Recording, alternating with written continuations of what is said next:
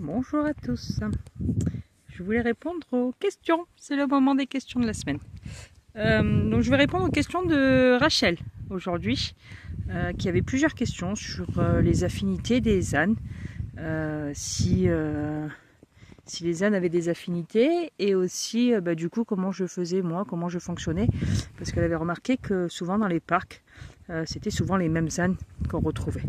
Donc ça ne changeait pas tout le temps dans les troupeaux. Donc comment moi je fonctionnais.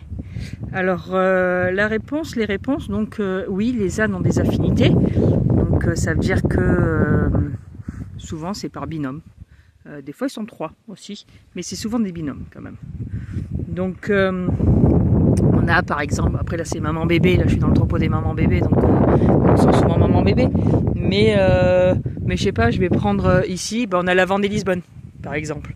Lavande et Lisbonne qui sont tout le temps ensemble. On a un trio, Verveine, Volène et Émeraude aussi. On a Hosanna et Hippie.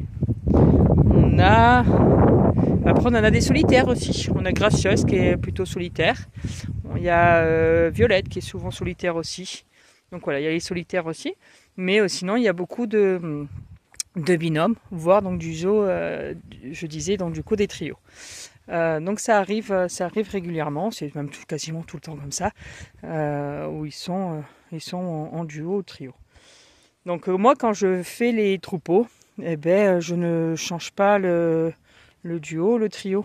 Ça veut dire que même quand ils doivent aller au mâle, par exemple, je mets le duo ou le trio au même mâle. Ils vont au même mâle. C'est-à-dire que si par exemple, il y en a une par exemple qui n'a pas pris, là par exemple cette année on a Marmotte et Mimosa qui sont avec Gnocchi. Il y en a une des deux qui est enceinte, qui est gestante et l'autre non, ne l'est pas. Donc elles vont rester ensemble quand même jusqu'au bout. Ça veut dire que l'année prochaine elles ne seront pas séparées. Il y en a une, j'aurais pu la mettre au mâle encore, mais donc du coup elle aura un bébé l'année d'après. Mais non, elle n'aura pas, parce que justement je veux pas casser ce duo. Et donc du coup elle attendra l'année encore d'après. Donc ça veut dire 2027 où elle ira au mâle avec sa binôme. Voilà. Et c'est comme ça. Là par exemple on a Hypnose aussi qui n'a pas pris cette année. Et ce qui est d'un côté pas plus mal parce qu'elle était arrivée avec Diva. Et Diva elle par contre a eu le bébé du coup. Donc du coup je vais la remettre avec le avec le troupeau de Diva. Et au moins ça sera sympa, ils vont se retrouver. Voilà, donc d'un côté je me dis bon c'est un mâle pour un bien. Donc voilà. Comment ça se passe en tout cas du coup à la ferme de Titou et aussi en général comment ça se passe là-dedans. Okay. Les binômes, au moins vous savez.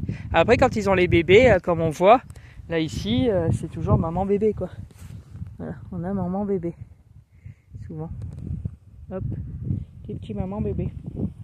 C'est partout hein. Voilà, maman bébé, maman bébé, maman bébé. C'est partout comme ça. Trop bien. Donc là, le binôme, il y est pas trop quoi. Mais après, se retrouve très facilement. Donc il n'y a pas de souci là-dessus. Je vous souhaite de passer une très bonne journée. Pensez à poser vos questions pour que je puisse y répondre dès la semaine prochaine. À bientôt.